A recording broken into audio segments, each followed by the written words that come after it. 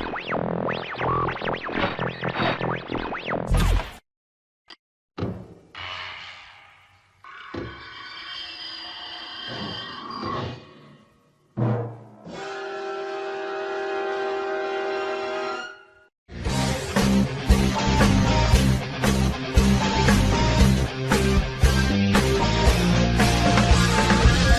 makes a man? Is it the power in his hands?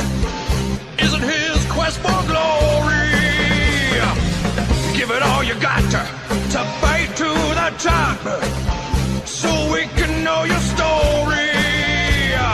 Now you're a man, a man, man, man. Now you're a man, a mounty, mounty, man, a man, man, man. You are now a man, you're a man. Now you're a man.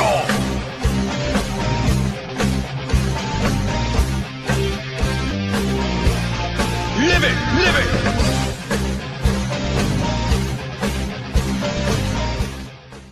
Welcome back to ULTRASPECTICUS, a journey through classic Ultraman. Alright guys, real talk, we need to have this conversation. Some of you have been hounding me for the next video and commenting on every other thing I post on when the next video is going to be. Guys, I have other things to do. I'm going through some personal issues right now that I don't want to discuss.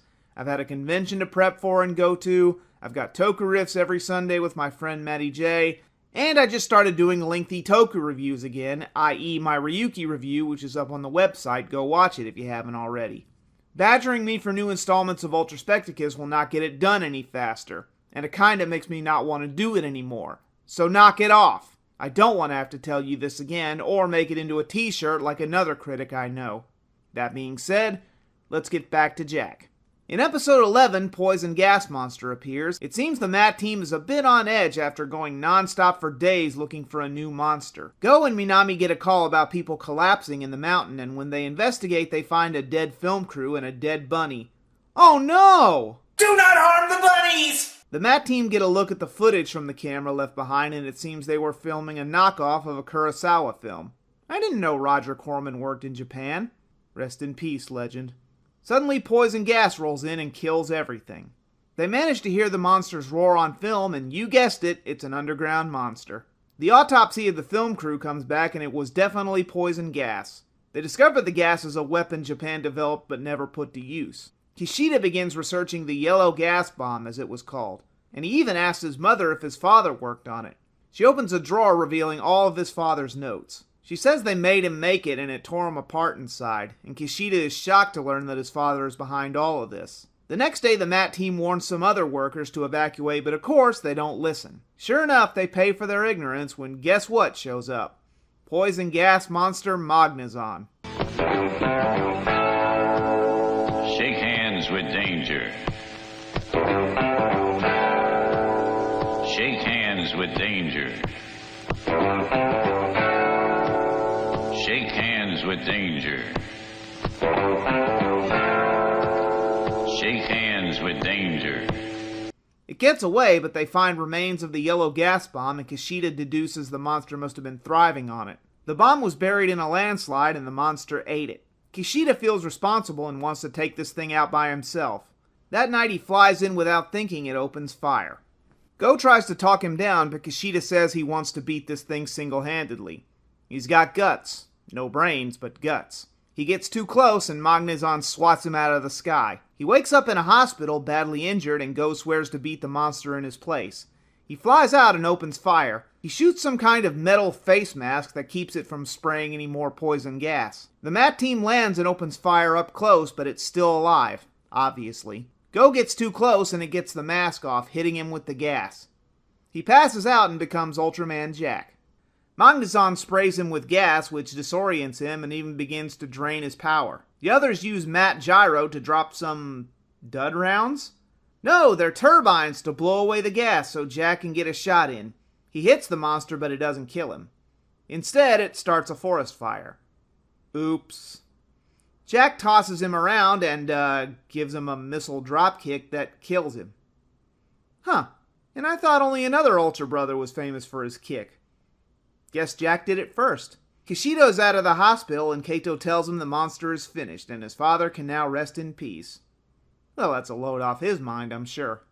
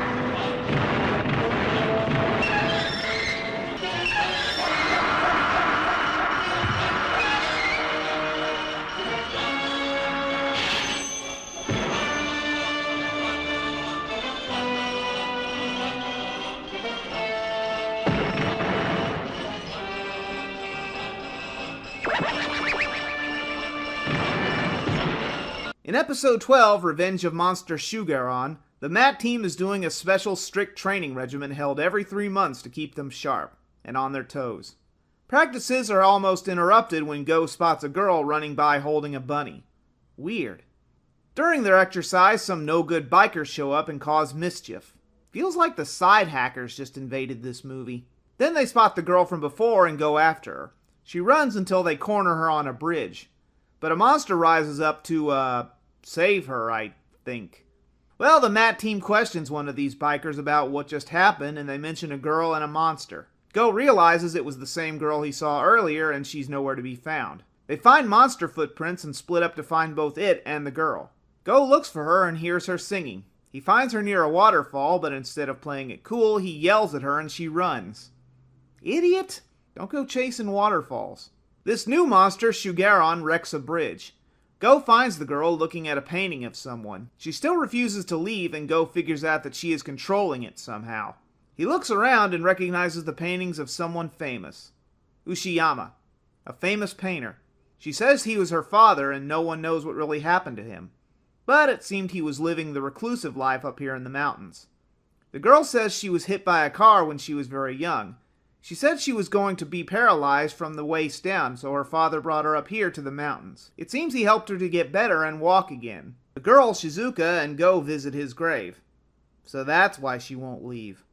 Go realizes this monster is like a snake and hates sulfur, and she's been living near sulfuric rocks.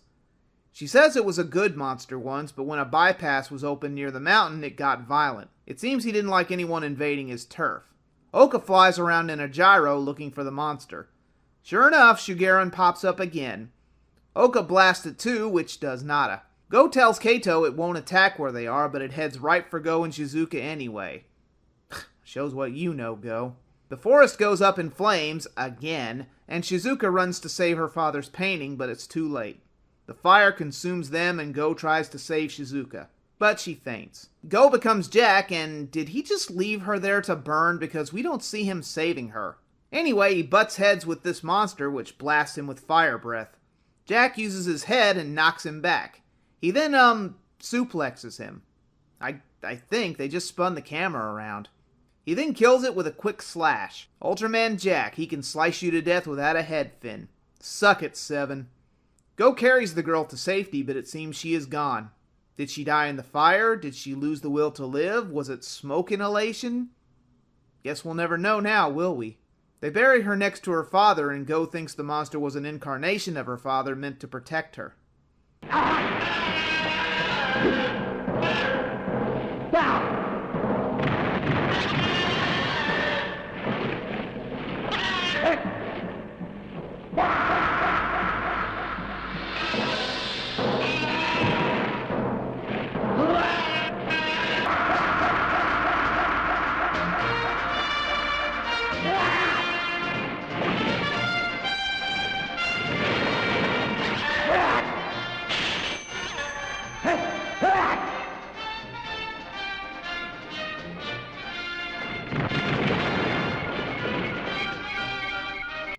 In episode 13, Terror of the Tsunami, Tokyo in Peril, A ship carrying valuables from Australia to Tokyo celebrates with a sea shanty about something called Seaman. Huh, a song about seamons, sung by seamen. Stop giggling. Well, wouldn't you know it, the ship is attacked by a monster. I wonder what that could be. Well, the boat ends up in the drink and the MAT team finds the survivors floating in a life raft. One of them babbling about seamons.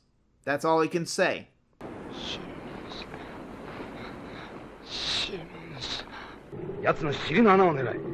daughter says Seamons is a monster. You're so shocked. It and Sigorath were a monster pair that her father told her about many times. The MAT team finds the little black box which has the song they were singing recorded on it.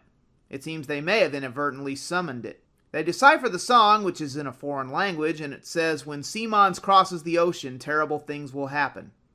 Later that night, 2 fishermen spot Seamons and the MAT team ask around, but the victims are still in shock. So much for that. The captain's daughter is heading to the ocean in a boat to find Seamons and prove it's real. They follow the girl named Yoko to try and stop her. Go is able to hop aboard and turn the boat around. Yoko agrees to let Matt deal with it. They record her singing the song of Sigorath and they translate those lyrics next. Yoko says that her father was sailing in the 40s and was shipwrecked on an island where he discovered the legend of Seamons and Sigorath.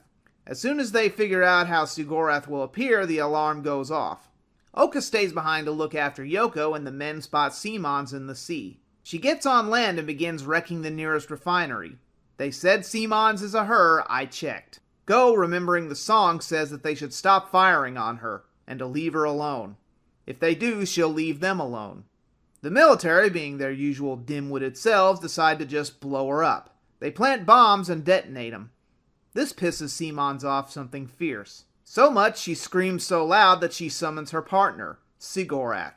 Damn it, military, all you do is make things worse. A huge tidal wave destroys houses and businesses, and it seems Sigorath is causing a tsunami. If it reaches Tokyo Bay, it could be disastrous.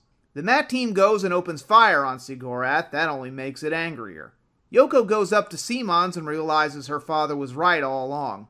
The tsunami heads toward the bay, and everyone except Yoko run for their life. Go rushes to save her and becomes Jack. He stares down the tsunami and both of the monsters. How will Ultraman Jack stop 2 monsters and a tsunami all at once? Stay tuned to find out.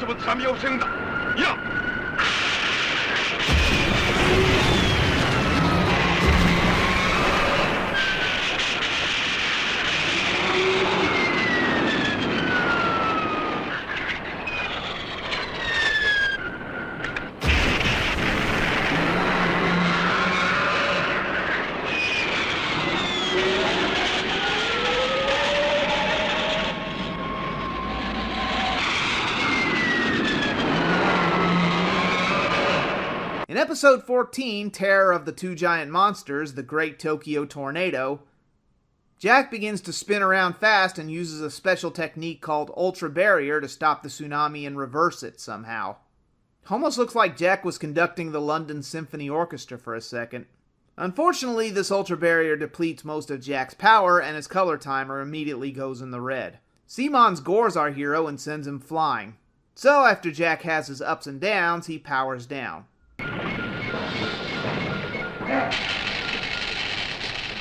The MAT team think of a way to try and stop this kaiju power couple.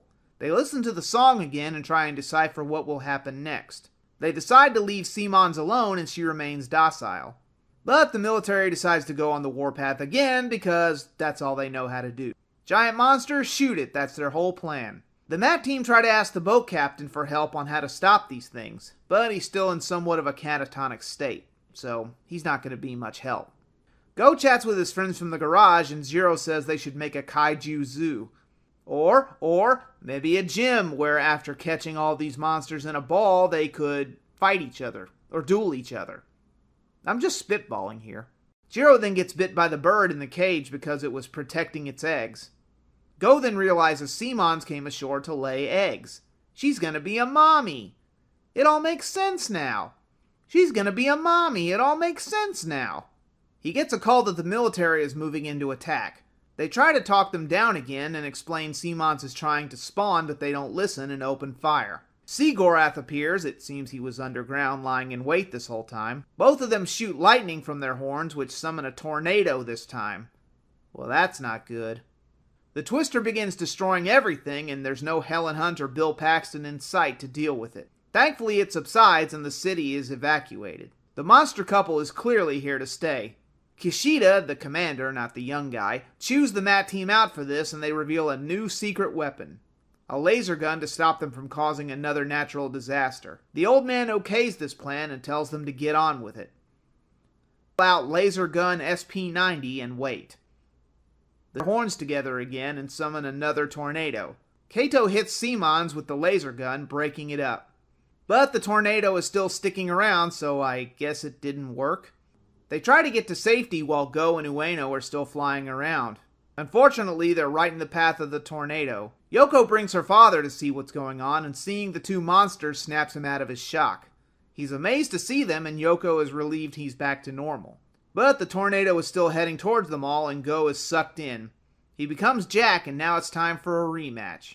He spins around again, stopping the tornado, and he attacks Seagorath and Seamons. Together they double-team Jack, shocking him with their lightning together. Kato uses the laser gun again, which destroys Seagorath's horn. Now Jack has a chance to win. He tosses him around, and Seamons charges in. They then, give up and leave. Wait, did they just forfeit? That's gotta be a first in Ultraman history. The monsters just threw in the towel and left. I guess they're gonna go have their babies somewhere else? I don't know.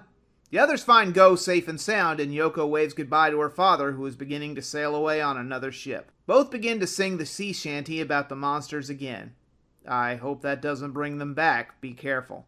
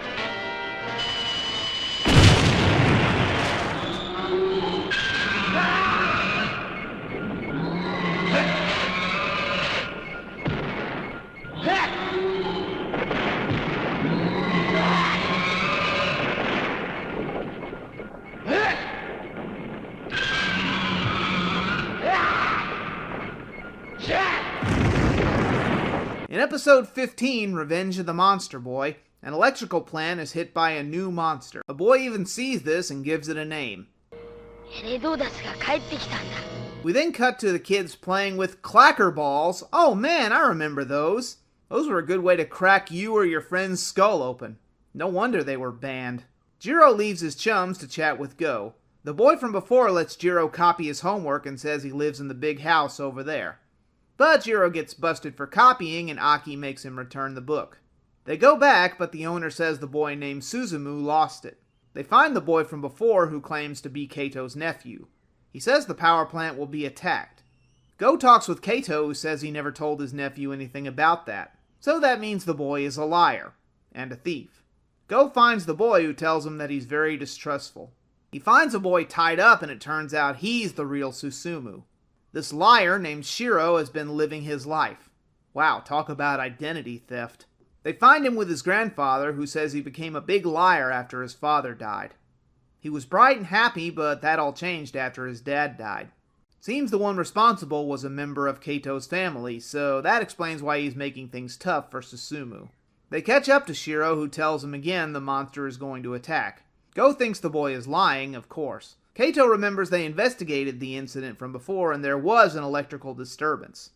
That can't be a coincidence. The monster then attacks a train with lightning breath, and the Mat team go there to find survivors. Go thinks maybe Shiro was telling the truth this time. For once. Go asks Kato for some time to question the lad, which he grants him. He finds a kaiju toy that lad supposedly made for himself, and he calls it Elidortus. It seems the boy is convinced a monster did kill his father. Go is hurt enough, and he slaps the boy for lying. Whoa, I think that's a tad much, but okay. But this time, he's actually telling the truth. Right on cue, Go gets a call about another electrical disturbance. Elidortus is making itself invisible somehow, so the Mat arrows attack him to draw him out. Shiro was telling the truth after all. They hit it with everything they have, but it does nothing. Go sees Shiro running towards the plant, and he tells the others to stop firing. It seems he's here to egg him on. He then gets caught in the attack, and Go runs up to help him. Go gets pinned under a rail car and has no choice but to become Jack. Jack can't touch this electrified monster, but Shiro somehow knows that his weak point is in his head. Minami tells Jack to go for the head. Kato and the others go for the head too and open fire, and Jack uses a spatium beam to put it down for good. Shiro says his goodbyes to Elidortus while Go rejoins the others. And look, Shiro's crippled leg is better! Huzzah!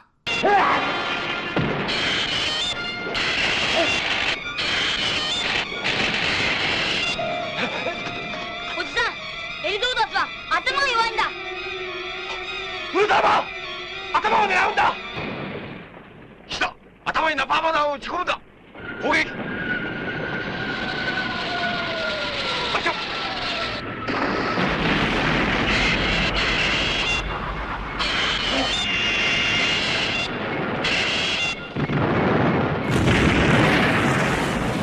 In episode 16, Mystery of the Big Bird Monster Terrachilus, some folks are having what looks like a booze cruise and having a rip-roaring good time.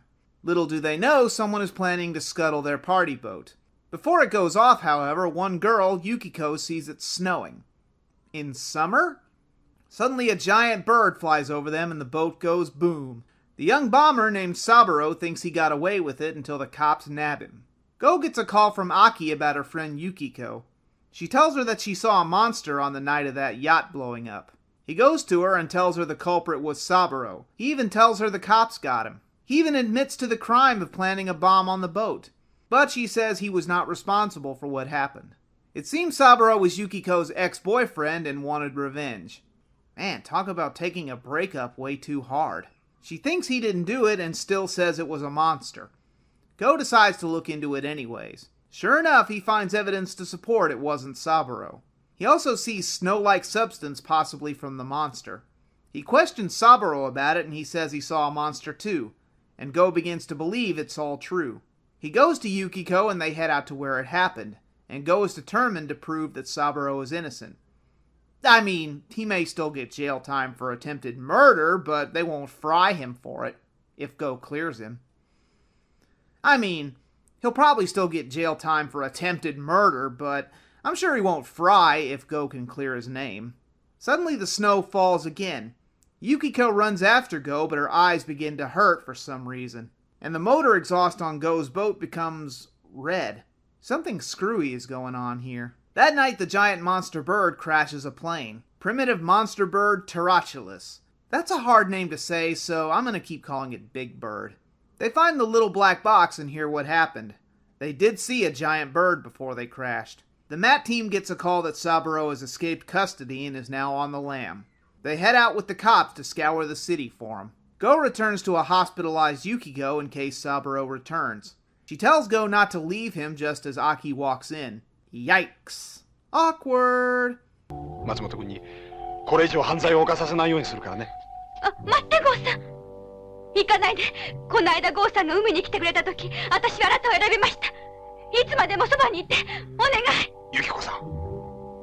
He's fucked. Kato tells Go to leave Saburo to the cops and to stay out of this personal stuff.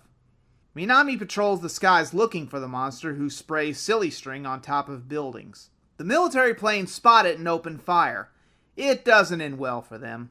Jiro walks up to see snow falling on buildings covered in what looks like a nest. It looks like the big bird is making a home for himself. The Mat crew investigates and finds out it is not snow. Well, duh. Whatever it is, it mixes with exhaust fumes and becomes incredibly toxic. Go warns Jiro not to play with it, and Aki then asks what does he care. He then smacks her for it. Whoa, whoa, whoa! That was uncalled for! Ken, instead of standing up for his sister, tells her that she has a call from Yukiko. She smelled the same thing after the boat attack. They figure out it's not snow, but volcanic ash. So now they know where it's taking refuge. They find Aku Island, aka Devil's Island, and sure enough, that's where Big Bird hangs out. Go scales the mountain and calls the others. The Mat arrows arrive and unload on the volcano to lure Big Bird out. In the skirmish, Go is stuck hanging off the mountains. He loses his grip and becomes Jack. Big Bird chases the aircraft until Jack shoots it out of the sky. Time for a showdown. Ultramano, a bird. He tries to take down the gobbledygooker here, but has trouble. Jack is not able to put the Big Bird down so easily, and the huge nest in Tokyo is still there. But why? And we're left on another cliffhanger. Stay tuned.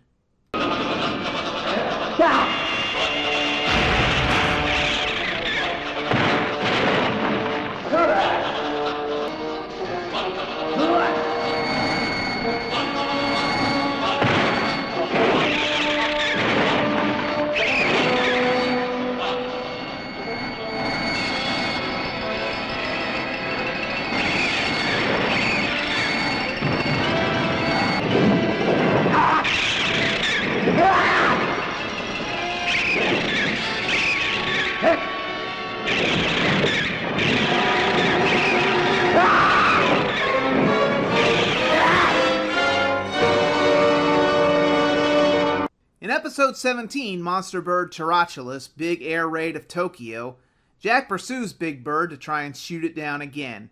But the bird proves to be very resistant to his attacks. And Jack is down, oh no, into the drink! The Mat team lands and looks for Go. This is starting to sound familiar.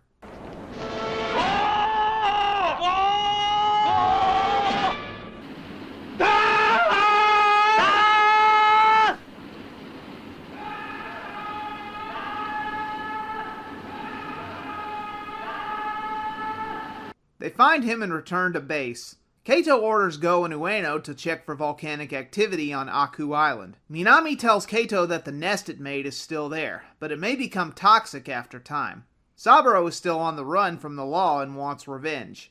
Go and Ueno discover that the volcanic activity is higher than ever, so that explains why Big Bird is flying the coop and looking for a new home to roost.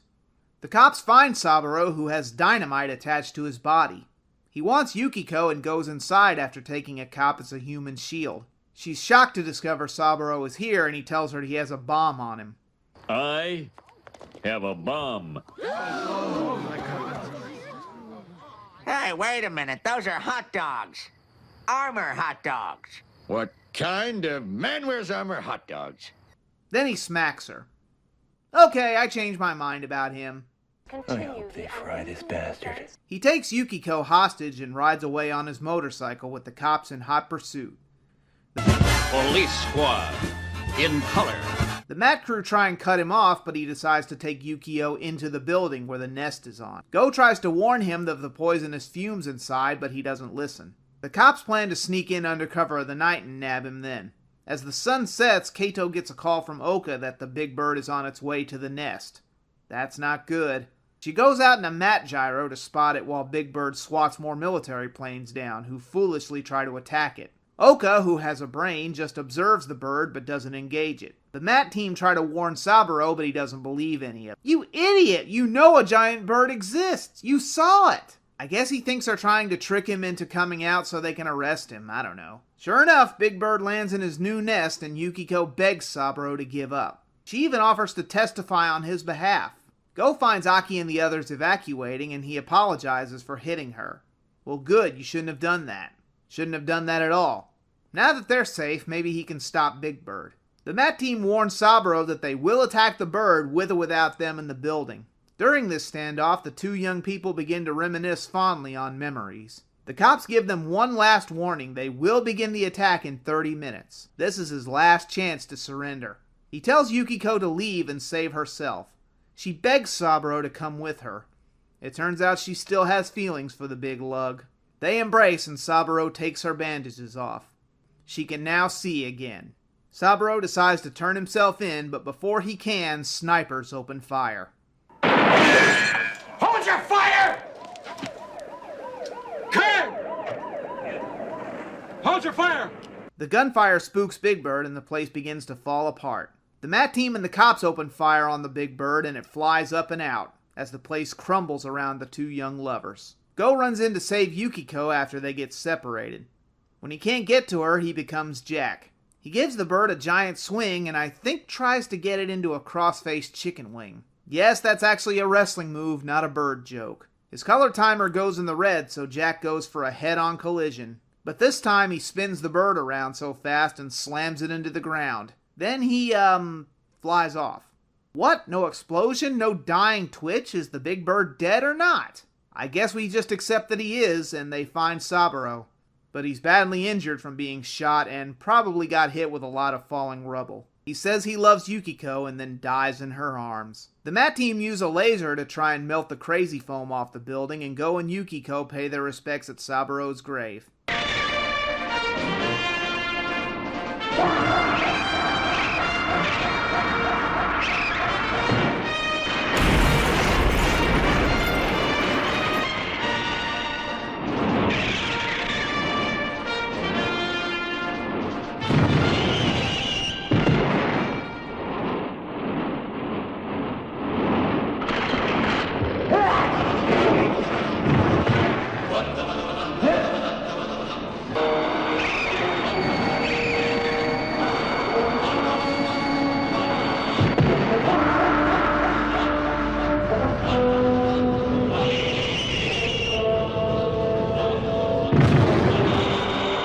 In episode 18, Here Comes Ultra 7, Kaito chats with a comrade, Captain Kaji from the MAT space station.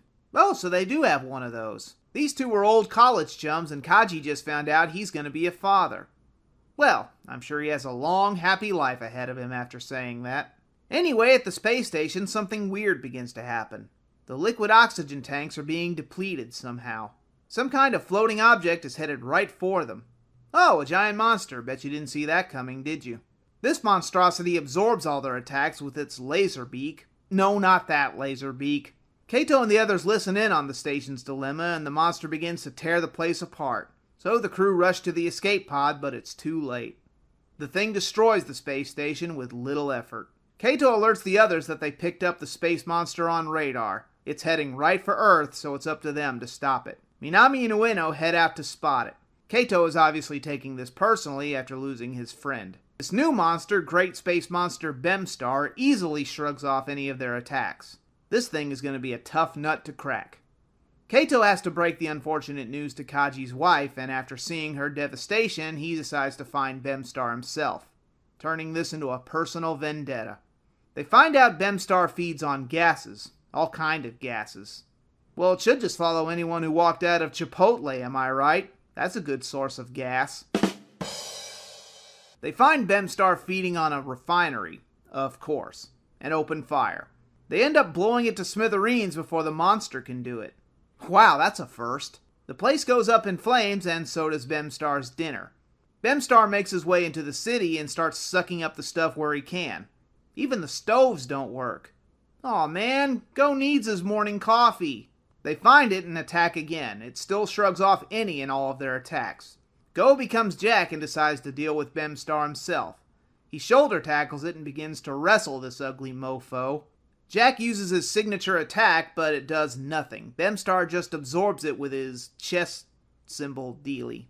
Whatever that thing is. His color timer goes off and Jack is no match for this thing, so he decides to fall back. Kaito is shocked to see that even Ultraman Jack can't stop this thing. What chance does he have? Jack pulls a Superman and goes to the sun to recharge his powers to get stronger. Suddenly he hears a voice telling him not to get too close to the sun. It'll pull him in and then it's over. He doesn't listen and the sun's gravitational pull begins to drag him in. What a maroon. Thankfully, someone saves him in the nick of time.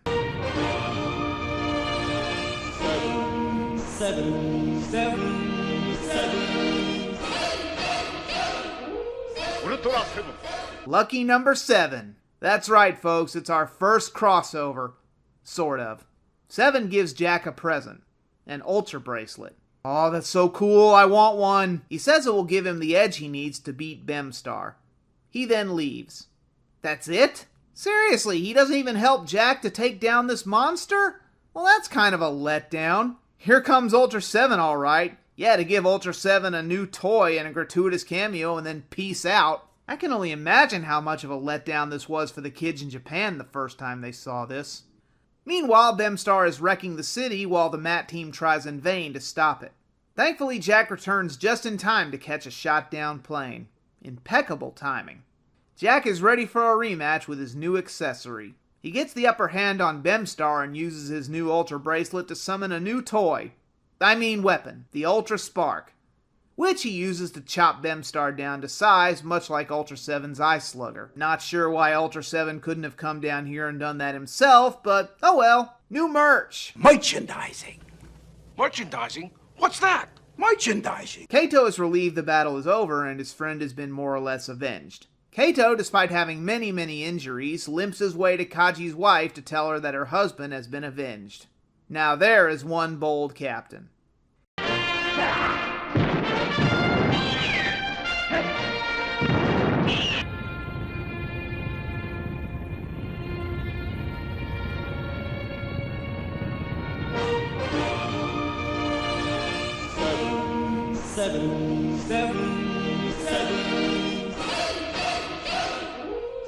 Ultra 7.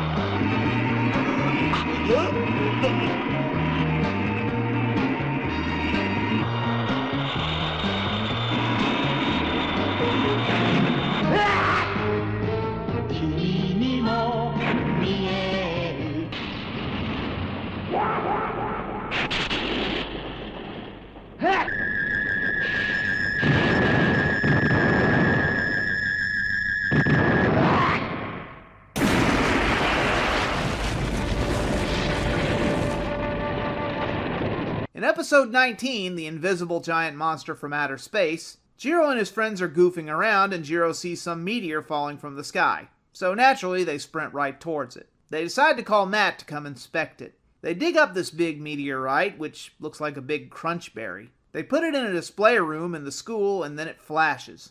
It then becomes a giant monster named Sartan. Now what do you have to say, Zartan? Watch your tongue while you still have it! No, Sartan with an S.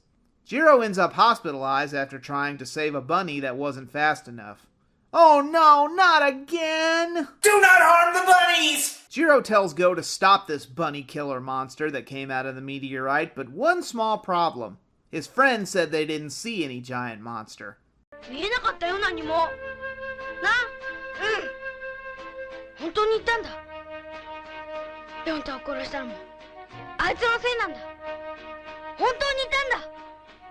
本当だよ、ゴーさん。ジロ、誰も嘘だなんて言ってないわよ。だったらやっつけてくれよ。頼むよ、ゴーさん。I mean, the school did not destroy itself. How could you not believe him? The Matt crew look into it anyway and discover Jiro was indeed telling the truth. But somehow his monster has the power to turn invisible. Kishida then brings in a device which will expose the monster for them. Meanwhile, Sartan attacks a passing motorist in his car. When the Matt team investigates, they think the same monster did this. Well, obviously. Suddenly debris falls and a building is crumbling right in front of them. They use the device which exposes the monster via infrared. Kinda reminds me of those scammer aliens from Futurama.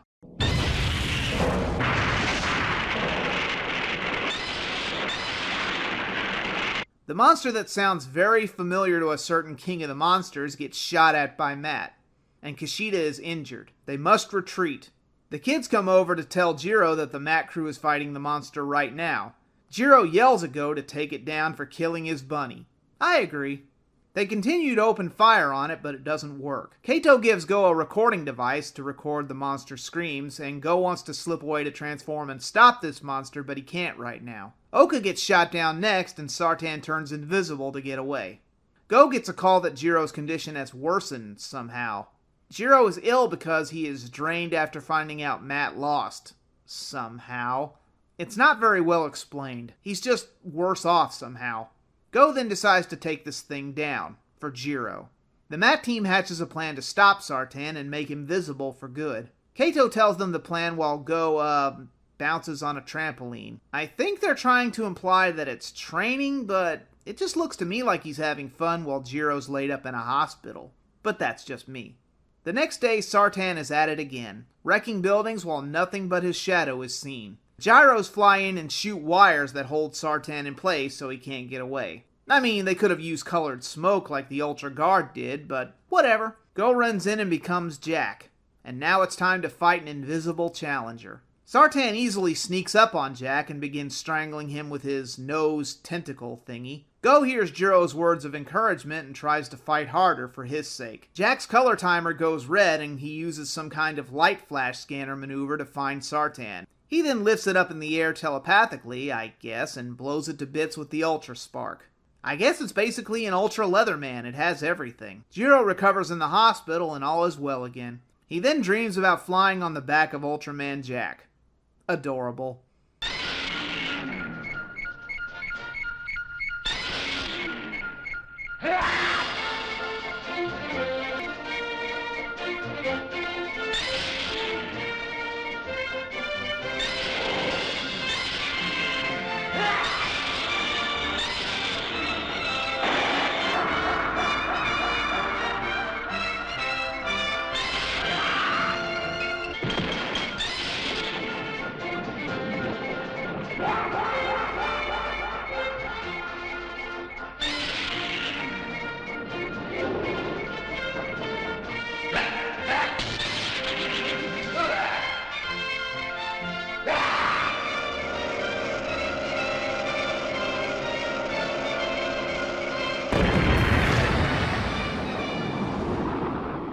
In episode 20, The Monster is a Shooting Star in Space, several planes begin to crash. Needless to say, it reaches our hero's desk. They have to find out what's causing this. As if we couldn't guess, all the crashes were caused by engine failures or other technical mishaps. They think it could be some kind of electrical storm doing it, or very powerful magnetism. They find out it's coming from a nearby dam. A giant monster then appears out of the ground, Magnodon. It seems it too was wakened by construction. 強力な磁力を帯びた怪獣はマグネドンと命名された。北極の地底深く眠っていたマグネドンはダム建設で弱った地殻を狙って出現したのである。Oh, this keeps happening. Construction crews are going to keep waking up monsters until the end of time, aren't they?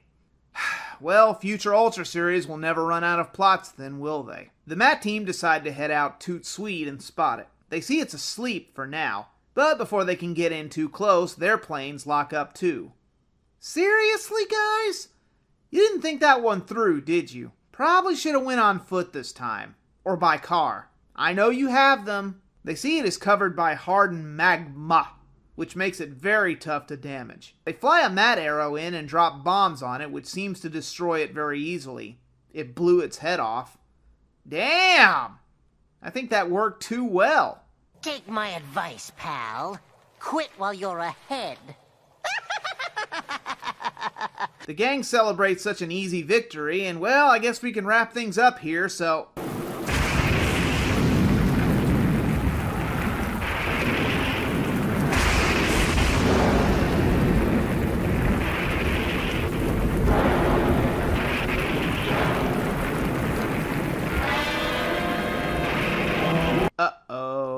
It seems the power of the lightning's electricity was enough for Magnodon to get its head back in the game. The Matt team learns that the monster isn't as dead as they thought and go on foot this time. See? You're learning. They try to attack it up close and Go uses some kind of laser on it. This only seems to agitate the beast. Bad idea. Go gets smacked for his troubles and is hospitalized. A lot of hospitalizations in these last few episodes. Oh boy, here comes the big bad military to step in and try and do their job for them. Again. They tell Kato he and his men failed and choose them out. Kato asks for one more day to kill this thing before they move in, but if they fail, Matt will be disbanded. Forever. Now the pressure is on. Ueno thinks they can carry it into space somehow so it will be free of Earth's magnetism. Unfortunately, the hardened magma on its body would make it too difficult to carry. Go wakes up and asks Jiro what happened to the monster. Jiro is playing with a magnet and sees the magnet has lost its power. I think he just gave him an idea.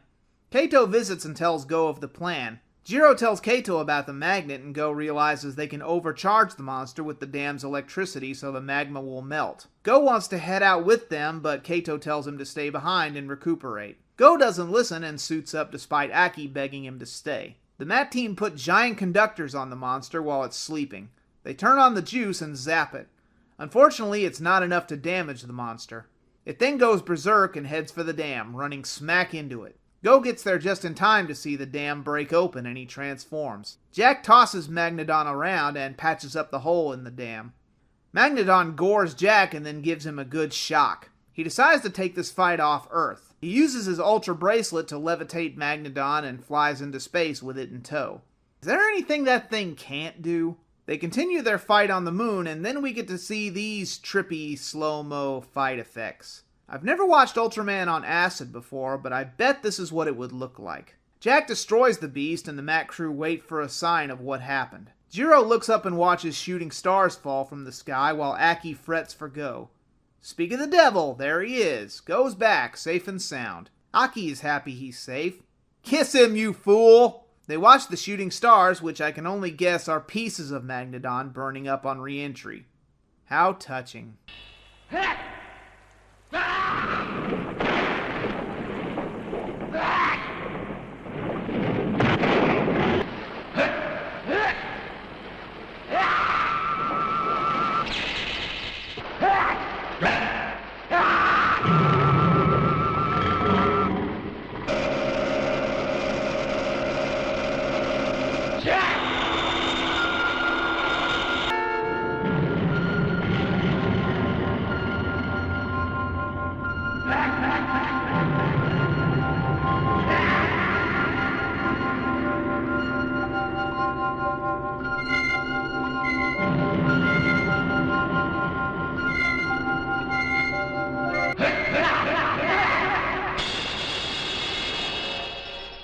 Well, that's it for now. Check back next time when we'll see a mysterious TV broadcast, a star-devouring monster, and Jiro will go on a ride he'll never forget. And I'll see you in the land of light.